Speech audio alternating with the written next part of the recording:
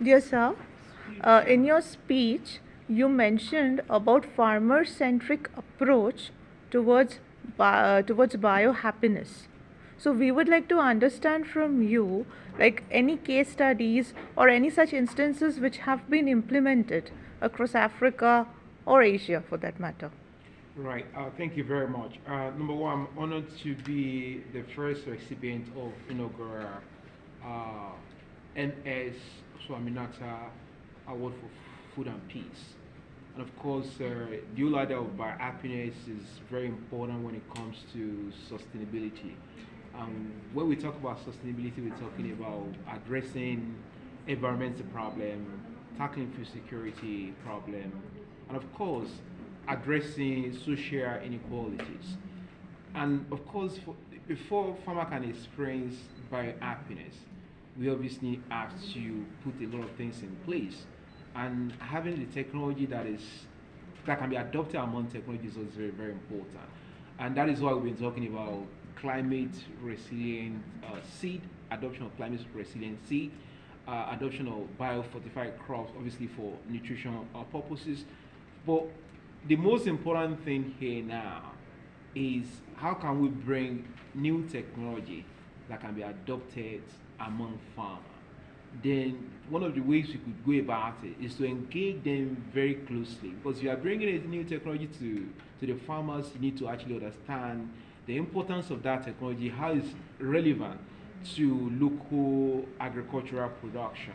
So the engagement is key to development of new technology. How do we engage farmer in order to be able to get the technology accepted among them? Is to talk to them, find out about the importance of that technology and how it's relevant for agricultural production in their community. Because when you consult them, then of course they can develop technology that are locally relevant. So that one is very important when it comes to biohappiness, and of course in some of the things I've done. Let me give for example when I was leading the so-called genetically modified organism, technology in Africa. I had to speak to a lot of farmers across Africa.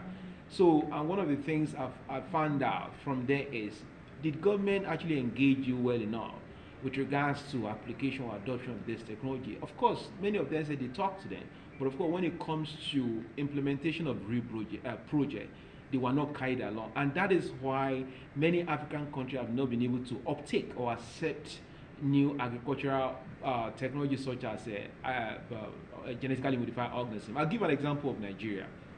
They wanted to introduce GM, genetically modified super cassava.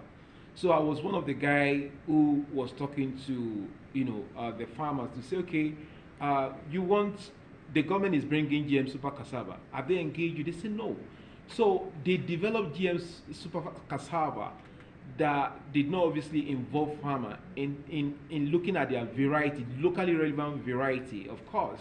And they now use variety that is not accepted or that is not owned by the farmer. So when they were doing the confined feed trials, it wasn't doing well enough on their soil. So they failed to engage farmer.